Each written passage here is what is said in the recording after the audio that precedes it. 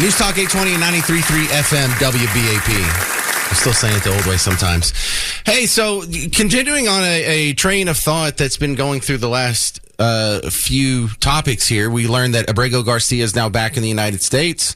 He's going to go to court for some human trafficking crimes and then probably be shipped back off to El Salvador when it's all said and done. We found out that illegals in Texas for the last 24 years have been allowed to get in-state tuition. I was making the case that they shouldn't even be allowed to go to college. Didn't know that would be of controversy to anyone. And then I just asked a January 6th political prisoner his thoughts on all these congressional delegations. Again, another one this week went to an ICE detention facility to make sure all the illegals are being treated kindly and getting proper health care and their full complement of due process rights. Just wanted to run it by him. He wasn't too happy about that. And then we continue here. It's sort of the fourth story in a row where you kind of scratch your head and say, excuse me, are you here on behalf of foreigners or Americans first? Because the mayor of Boston, Michelle Wu, she's not too happy about these ICE agents that are running around, not just because they're picking up illegal immigrants and taking them back to their country of origin, but because they're wearing masks, and masks are bad.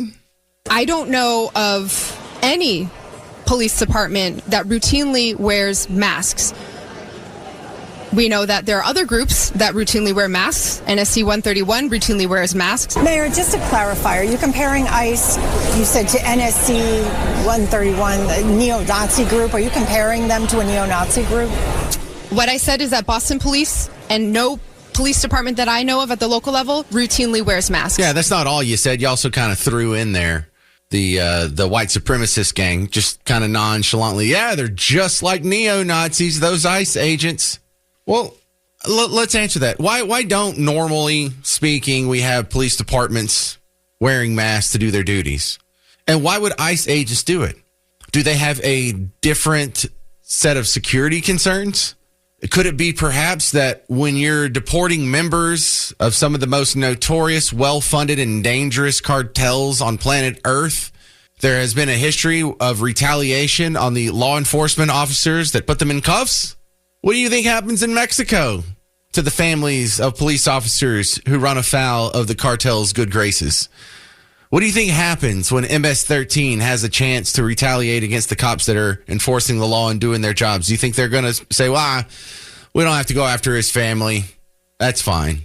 He's a good guy. He was just doing his job. We'll let it go. But Michelle Wu, maybe that speaks to the caliber of person that they're picking up. Maybe that speaks to the level of danger that they're encountering. Because you're right, they don't just wear it, when they're directing traffic outside of the Stars game. They don't wear a mask and cover their face when they're pulling over randos for jaywalking or to write a speeding ticket. But when you're picking up criminal illegal aliens, many of whom are members of MS-13 or other nefarious gangs, Tren de Aragua or whatever cartel of the week, yeah, maybe they do have some legitimate security concerns. Also, I've also noticed how a lot of people on your side, Team Blue, have started crowding around and trying to interrupt ICE raids when they're happening. Have you seen this on your social media feed? So, yeah, maybe they have some extra security concerns because the people they're picking up are harmful, dangerous, and the activists around them, like you on your team, are dangerous as well. It doesn't stop there, though. Do you recognize the name Hakeem Jeffries? Minority leader of the Democrats in the House of Representatives in D.C. Not only does he not like ICE agents wearing masks, he has vowed to expose all of them. Every single ICE agent who's engaged in this aggressive overreach and are trying to hide their identities from the American people will be unsuccessful in doing that. This is America. This is not the Soviet Union. We're not behind the Iron Curtain. This is not the 1930s. And every single one of them, no matter what it takes, no matter how long it takes, will, of course, be identified. Wow, this is a nice way to threaten law enforcement there. I know why the cops have to cover their face. I know why they want that extra security if they're doing an ICE raid. Because when your side of the aisle, Hakeem Jeffries, when people who vote for your team, sir, when they get upset, things catch on fire. People get beat up. There's riots. There's bricks that are thrown through windows. Teslas explode. For all of Elon's previous history, where he identified with the Democrats, voted for the Democrats, supported Democrats, donated to Democrats, went to Democrat events, no Teslas caught on fire. No one got their stuff keyed. There was no Tesla dealerships that were spontaneously combusting, but now they are. Whenever someone is killed in a either Israeli or pro-Palestinian protest, what is it 100% of the time? It's someone yelling free Palestine that is committing an act of violence against what's probably a pro-Jewish or what you would call Zionist. No, we do this because your side is dangerous. Your side of the aisle is violent. It wasn't at a Tea Party rally where 6 Dallas cops got shot. What was it, like 9 other wounded and a couple civilians along with it? That was at a Black Lives Matter / Antifa rally. This is a Black Lives Matter rally, but a lot of Antifa was there and they were welcomed with open arms. That didn't happen at Tea Party rallies. That didn't happen at MAGA rallies. Your people are dangerous, sir. They're protecting themselves from you and your voters and your constituents. So no, it doesn't bother me at all that ICE agents feel like they have to wear a mask because of security concerns. The thing that bothers me is that they feel that way in the first place, that have to share a country that will commit acts of violence and retribution against cops for enforcing our immigration law. I think that's the problem. 800-288-9227. 800-288-9227. Does it bother you if you see ICE agents wearing a mask? Because not me for one bit. We're expecting a flurry of activity from the Supreme Court soon, and here to make some sense of it from TexasDefenseFirm.com, it's our good buddy Jeremy Rosenthal. Welcome back to the big show, sir. James, how are you? I am well. So is this one of the Supreme Court situations where they're going to have a bunch of decisions, but they're not going to announce them for months later? It's reality television. No, that's kind of what they do. What they do is they have a term. Like anybody else, they want to take vacation like you and me. And that term ends this month. Really, technically, they have kind of until the end of June, early July to issue opinions. And so, yes, they sprinkle a few out here, a few out there, and a few out there. But we can expect really everything that we've been reading about this spring and this last winter. We can expect all that to really get issued here in the next month. As long as I've been covering things that the Supreme Court have said, I have never picked up the pattern on how they decide what gets released when. Mm-hmm. So, yeah, they do it based on ratings. I assume. No, I don't know. I don't know. There's no rhyme and reason. They said they issue an opinion unless they don't. How's that? That's very helpful. Thank you so much, Jeremy. So let's talk about one I did hear about. There was a 9-0 decision on the Catholic Charities Bureau. Wisconsin was trying to revoke their tax-exempt status, saying they're not a religious organization. How do slam dunks like this make it to the Supreme Court? The Supreme Court is what is called a court of discretionary review. Think of it like this, James. There's 30 million lawsuits going on in America at any given time. There are landlord-tenant cases, there's insurance cases, dog bite cases, criminal cases. There are 9 Supreme Court justices, and basically they say we're going to focus on the most important 30 or 40 or 50 cases that are out there. And those tend to resolve in instance, sometimes the burning questions of the day. That's why Donald Trump and executive orders, that's why those go there. That's why when one state sues another state, that's why that will go there. So, and they're looking at resolving a lot of times what you might call circuit court splits. We have courts of appeal all around the country. Ours is the Fifth Circuit Court of Appeals in New Orleans.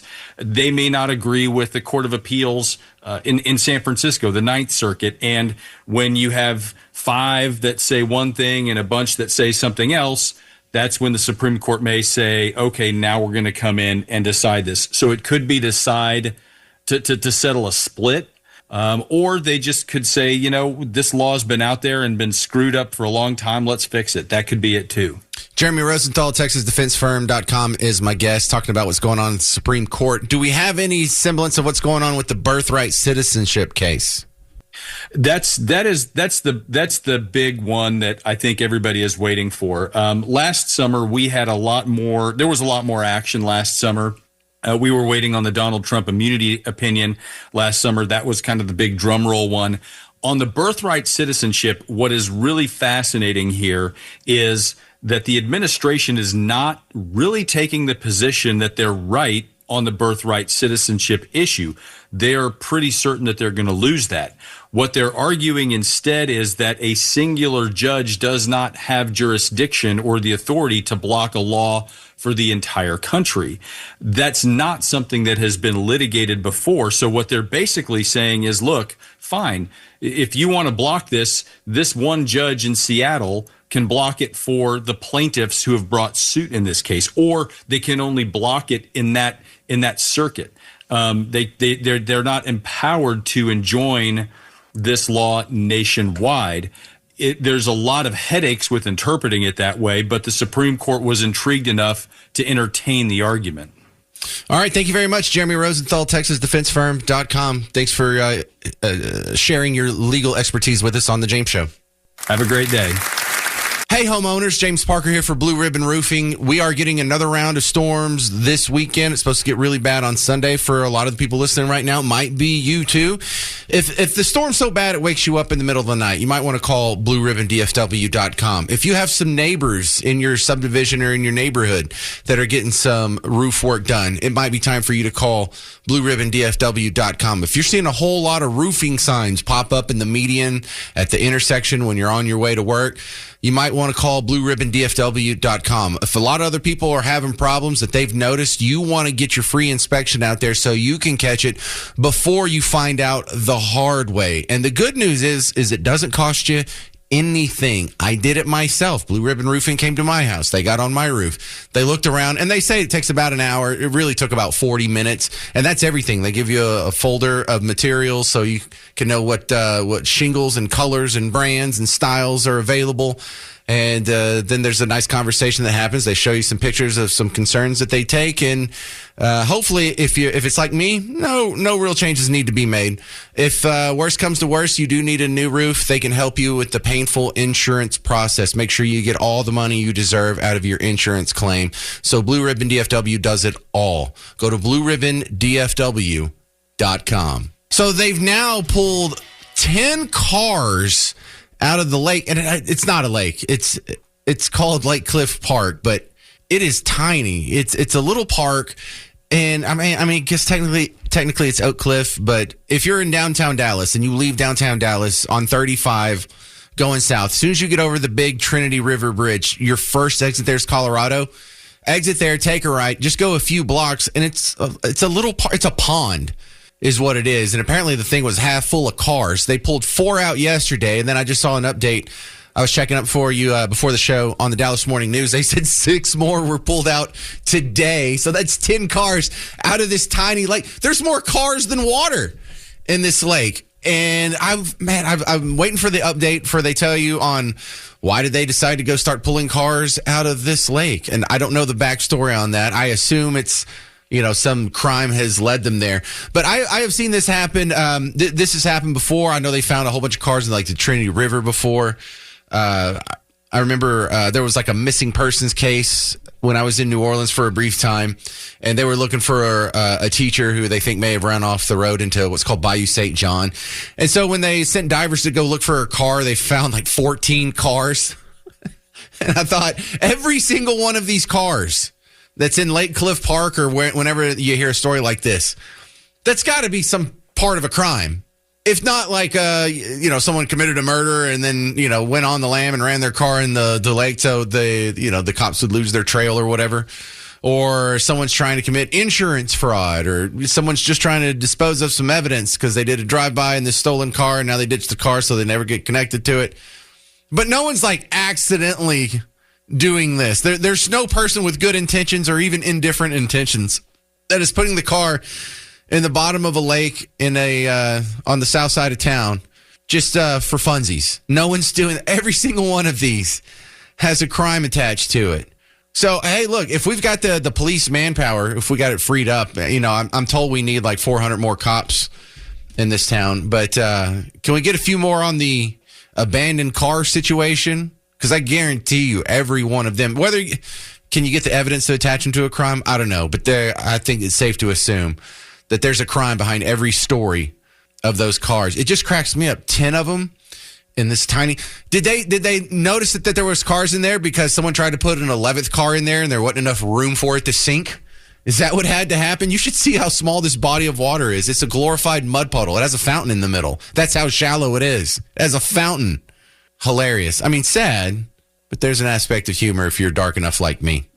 Found a good viral video that I thought you would enjoy, because there's discussions that come up quite often on just things that you find. And I think, ooh, I think you would like that.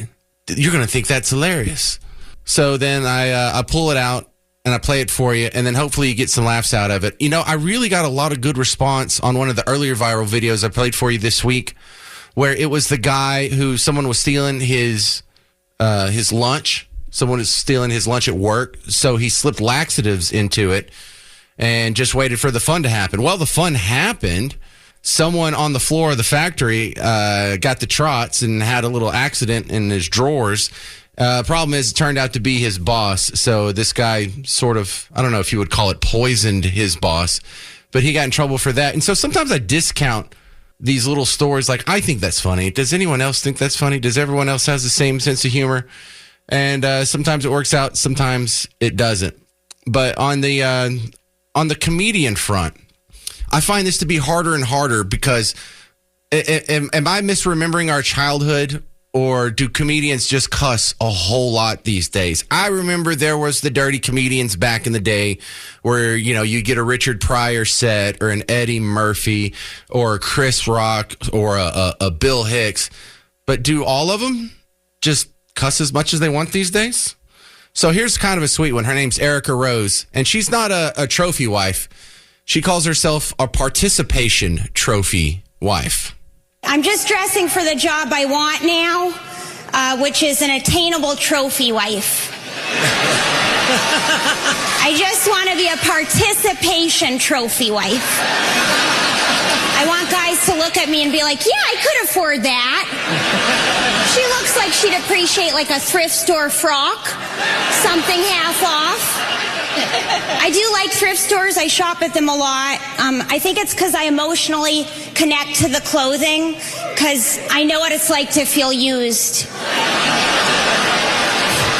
I am still looking for love, but it's hard. You know, I just got my heart broken for the 15th time by the same guy. I love her. Fool me once, shame on you. Fool me 15 times. Wow. I'm impressed. What else you got? All right, that's going to about do it for the James Show today. Now, listen, as you're walking into the weekend, your weekend officially begins in 6 minutes, so don't get too excited. But if you're feeling that we're kind of missing each other, I miss you too. You can always come back and check out more James Show on the weekends with the podcast. Wherever you already listen to podcasts, check it out. I prefer you download the WBAP app. It'll be there. It's absolutely free, but we're on other podcast apps too, so just be sure to look it up. Also, if you're going to be wasting some time on social media, find us there, WBAP, The James Parker Show. We have a bunch of fun content, graphics, events that you need to know about, videos from the show. Some of them are highlights that have the cool little captions in them. So YouTube, Facebook, Twitter /X, whatever we're calling it these days. You've got a little bit on Instagram and some of these other platforms. Just whenever you're goofing off and you're not on the radio, you can still get a little James Show action until this show comes back at 2 o'clock on Monday morning. Stick around. Mark Levin's coming up next. You go have a good weekend, and I'll see you Monday. I'm James Parker. It's News Talk 820 and 93.3 FM, WBAP.